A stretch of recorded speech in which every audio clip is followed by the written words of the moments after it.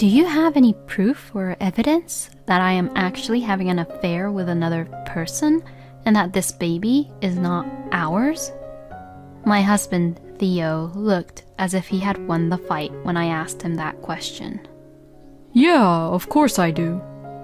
In fact, I did a DNA analysis already without telling you. And saying that, my husband took out some documents from his bag. Apparently, the documents were the results of the DNA analysis. Here, read this part here. My name is Margaret, and I am 32 years old office worker. I have been married to my husband, Theo, for 3 years now. I first met my husband from the university's tennis club. I was in a relationship with my husband, who was a few years older than me, but when he graduated and got a job and was transferred to another area, we gradually fell apart and ended up breaking up once. Several years later, after I graduated and began working at the office where I work now, I reunited with my husband once again when the tennis club had a reunion for the first time in a long time. Since we had both grown up and our ways of thinking had changed, once we met again, it was a fresh feeling, and we hit it off and began going out again. Then, my husband proposed to me, and we got married. Since then, although both of us worked and have busy working schedules, we have been making it work. Of course, we had our occasional fights, but since we had known each other for so long and we knew each other so well that it was easy for the both of us to apologize to each other after the fights. Then, I finally became pregnant. We were having difficulties to have a child, and we were getting impatient. But in the end, I am really glad that we were able to have a child. My husband loved kids, so he was very happy when he found out that I was pregnant. I thought I was lucky to have a baby with someone who was also so happy to have a baby as well. But after I became pregnant, things started to go a little differently between us.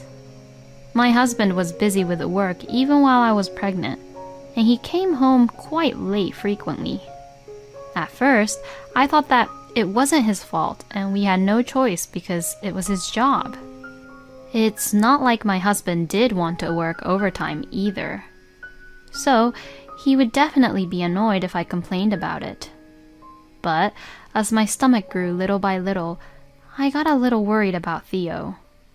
And my anxiety also grew, which is why I couldn't really hold back and talked to Theo about it once. Hey, can't you come home a little earlier? What? I know that work is important to you, but I get a little lonely when I am always alone. Hearing these words, my husband looked a little annoyed. Yeah, but even if you say that, you know that I'm working, right? And it's not like the baby is going to be born anytime soon, right? Well, that's true, but it was true what Theo had said, and I am still working too. But soon, I will be on maternity leave. And when that happens, I will be all alone in the house all the time. When I think that if my husband continues to come home very late at night and continues what he's doing right now, it will make me feel anxious.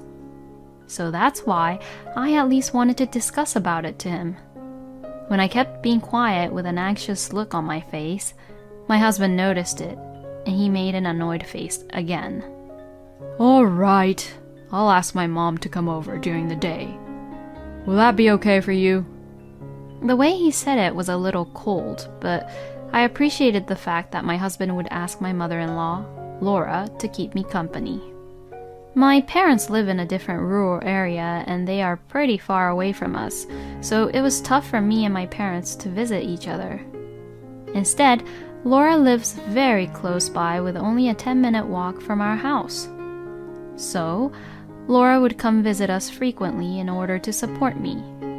She helped me a lot when I was having a hard time with morning sickness, and I really appreciated it. But my husband, perhaps getting reassured by the fact that his mother frequently visited and took care of me, began working overtime and went to dinners with his colleagues to go out drinking more frequently. Recently, even working during Theo's days off has become a normal thing for him. Laura would come often, but it's not like she can visit every day. I was a little angry at Theo, wondering what he was thinking by prioritizing his work instead of being with me. I understand that he is trying his best to work really hard and earn enough for our baby, but I still wish he would consider his priorities a little more. And yesterday was actually my due date, but my husband probably forgot about that and just stayed the same. I got a little mad and deliberately said this in a way that he could hear me. "Oh, I wonder if our baby will be born yet. My due date was yesterday." Then, my husband, perhaps because he was too busy getting ready for work in the morning, ended the conversation and went to work by saying, "Well, you're not in labor yet, so not yet, I guess." Why couldn't he understand that I was being nervous and anxious? I simply wanted him to just understand how I felt. And besides, I have always told my husband about how I felt when I was having a hard time. So it's not like I have always been holding back or ignoring my own feelings. I have been telling him about my anxieties all this time. But Theo seemed to think that there was nothing wrong with it, or that there were many pregnant women in the world and that I should just gather information on the internet or something and stop being nervous or anxious about it. Probably, my husband did not really understand that we, pregnant women, risk our own lives to have babies. I mean, I still remember how Theo was so excited when he found out that I was pregnant. Why did he gradually become colder and colder towards me? That part was confusing me a lot. After seeing my husband off to work, and as I gave out a huge sigh, I suddenly started to feel pains in my stomach and had contractions. I called the hospital and was told that the timing between each contractions were still long and that I would have to wait and see. I prepared my luggage for the hospital and laid down on the couch. In the meantime, I called Laura and Theo just in case. Laura came right away, but my husband just said, "All right," and that was it. I was so angry at him, but I decided not to worry about it and concentrate on myself. And gradually, the timings between each contractions became shorter and shorter, so Laura drove me to the hospital. And then I got hospitalized. Laura understood my anxiety and how nervous I was, so she stayed with me as much as possible. The pain hurted so much that I thought I was going to faint anytime soon, but I was able to endure it because Laura kept on calling out to me. Laura was there for me throughout the day and took care of me, so by the afternoon, she looked a little bit exhausted. So I asked Laura to go home for the night. "Are you sure?" "Yes, I am. Actually, I am really grateful to you for staying with me all day today." Looking at the time, Theo probably would have finished work and he would be here soon. "Is that so? Okay then, I guess I'll head home for today. Good luck, Margaret. Thank you very much for all your help." But no matter how long I waited, my husband never showed up at the hospital room. What on earth is he doing? I sent a text message, but he didn't even read my message. The nurse even asked awkwardly, "Is your husband on a business trip or..." How is it possible that at such an important time like this that I couldn't even get in touch with him? Then, the next morning, I received a reply from Theo. "How's it going? Is our baby born?" Huh? What the hell is he talking about? First of all, he should have come to see me in the hospital yesterday. Even though I managed to suppress my feelings, I couldn't really hide how irritated I was. I replied back angrily saying, "Not yet. Hurry up and come to the hospital first," and turned off my phone. Just seeing my husband's response was already making me angry. Then, the pain got so bad right away that I totally forgot how Theo had irritated me. Apparently, my husband arrived an hour after I replied back to him and walked into the delivery room while I was frantically trying to give birth to our baby. I think I caught a glimpse of my husband, but he no longer mattered too much to me, and I just focused on pushing out our baby. My husband just stood there in the room and just watched me pushing for our baby. Halfway through the delivery, the nurse asked my husband to say something to me to help ease the pain, but he just mumbled, and to me, that was just distracting me from pushing. I was trying to focus, but he wasn't helping at all. My husband just being there annoyed the hell out of me. Besides, I saw my husband yawn through the whole thing while I was sweating and trying my best to push. I really couldn't believe him. I knew I was out of my patience, so I gasped for breath, pointed to the entrance, and said, "Get out!" to my husband. I was so focused on the delivery that I said it in a weak voice, but my husband heard me, and he widened his eyes and left the delivery room. Everything about this really sucks. Why did I marry such a man like him anyways? After that, with my husband gone, I was able to concentrate, and I was able to safely give birth to our baby finally. Our baby was a healthy boy. I finally finished giving birth and almost blacked out, but I was relieved to see my son crying with energy. He is my beautiful son. He was born at last. My sweet, sweet son.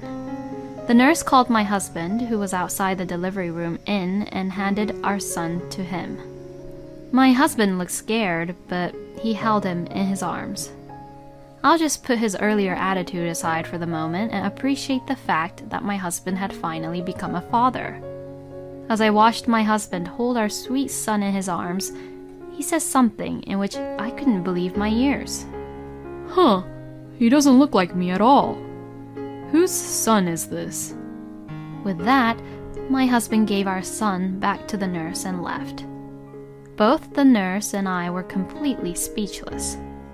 I was too exhausted right after the birth that my feelings of anger had disappeared. It was only after I had a good night's sleep and had regained some strength and consciousness that my anger at my husband began to gradually heat up. My in-laws, Jack and Laura, visited the hospital many times to see our son and were concerned about my health, but my husband never came to see me at all. According to Jack and Laura, Theo did come to see our son, though. Both Jack and Laura also asked me, "Did you guys have a fight? Theo won't say anything, you know," and sounded worried. I thought I should be honest about this, so I told both of them what had happened in the delivery room. Hearing that story, both Jack and Laura got furious and took my side. And that day, I was discharged from the hospital, so I took my son home with Jack and Laura. When we arrived home, Theo was already at home relaxing around in the living room.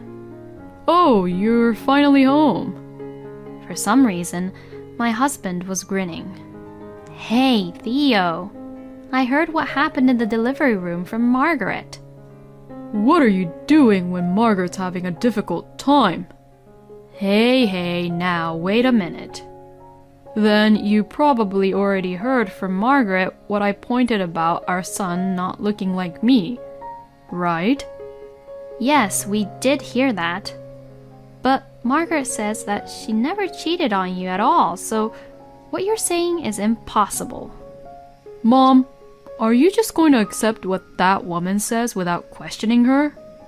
How dare he says that woman? Well, do you have any proof? Do you have any proof or evidence that I am actually having an affair with another person and that this baby is not ours? My husband Theo looked as if he had won the fight when I asked him that question. Yeah, of course I do. In fact, I did a DNA analysis already without telling you. In saying that, my husband took out some documents from his bag. Apparently, the documents were the results of the DNA analysis. Here, read this part here. Then, my husband pointed to a certain part of the document. Well then, let's see. It says here that we strongly assume that you are the biological father. Yeah, so that means he's not my baby, right? When Theo said that, Jack, Laura, and I were just speechless. How did you even conclude to that? Because, assume only means it's a guess, and it's not officially confirmed, right? So, if that's the case, it means there's a possibility that I'm not his father. By this point, I was just so fed up of his stupidity that I wasn't angry at him like I was before. What's written here means that you are his father. What? If you aren't the father, it would clearly state that you are not related by blood and that you're not the biological father on here. But the word assume is... Of course they'd write it like that. To find out if you are the father 100%, they would have to analyze the DNA of the entire human race and prove that you have more similar genes to this child than the others. So, does that mean that he's actually my baby? That's what I've been saying this whole time. No way. My husband looked as if he had done something wrong and said this awkwardly. I'm sorry. I guess I was just too quick to judge. Ha ha ha. Both Jack and Laura were glaring at Theo. I mean, did someone tell you something to think like that our baby was not yours? Well, I guess it was more convenient for you that I was having an affair, right? Huh? My husband looked nervous as I said that. Margaret, what do you mean by that? I'm sorry, there is actually something which I haven't told you and Jack yet. Actually, just 3 days ago, my sister took a certain photo of Theo and she sent it to me. I said that and showed the photo to Jack, Laura, and Theo. It was a photo of my husband walking down the street arm in arm with another woman. What? Why? Well, it looks like because you were having an affair with another woman, you thought I was having an affair too, just because our son's face doesn't look like yours, right? Well, you know what they say. The more that person has an affair, the more suspicious that person gets of their own partners. And you thought that if I was having an affair, you could divorce me and be with your mistress while you get alimony from me, didn't you? You know, a newborn baby wouldn't resemble the parents in the first place, because they were just born, of course. It's only obvious that as they grow up bit by bit, their faces start to resemble to their parents. My husband was in a complete shock, but he has no right to be like that because he knew what he was doing, so he must have known the consequences. I said to him once and for all, let's get a divorce. Oh, and I'll obviously get alimony and child support from you. No way. Can't you rethink about the divorce? When my husband said this, Jack began to slap him. You're such an idiot. After how you've been treating Margaret like that, now you don't want a divorce, huh? Stop being selfish. That's right. You did something that can't be undone for sure. You deserve this, Theo. Even Jack and Laura were both on my side, and my husband seemed to realize that there was no way he could win anymore. After that, our divorce was finalized without any problems. I filed for alimony and child support from my ex-husband, and also alimony from his mistress. It seems that Theo's mistress was his colleague from work, and both of them were demoted and transferred to different locations, and they both had their salary reduced. Theo is now living poorly in a place where he doesn't know anybody and paying me alimony and for child support. He deserves what he got. Oh, and Jack and Laura had cut ties with Theo. On the other hand, I am now a single mother, but I have no financial problems because I was allowed to take enough maternity leave at my company. Since returning back to work, I have been working hard and earning enough money for my son. I will continue to take care of my son, who is my treasure, and do my best to raise him properly. Thank you for watching until the end. Please subscribe to our channel. We hope to see you in our next video.